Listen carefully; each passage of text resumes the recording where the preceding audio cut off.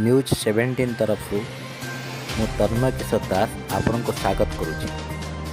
टांगी चौदार पंचायत समिति अंतर्गत शालगाँ ग्राम पंचायत रे कोरोना प्रभावित होइथिबा निराश्रय गरीब लोक माननकु सहयोगर हाथ बढ़ाई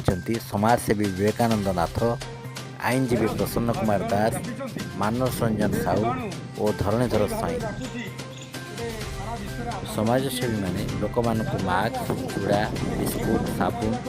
सानिटाइजर जोगाई देवा सह कोरोना संपर्कित सचेतनता वार्ता लोक मानक पाखरे पहुंचाई।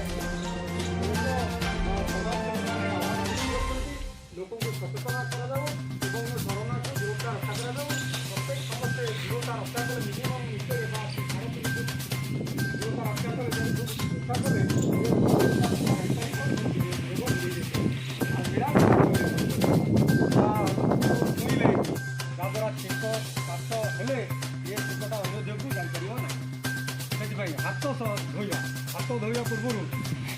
देखो हाथ केमी आम धोया क्या जाऊँगी चेयर बहुत हाथ वाश कर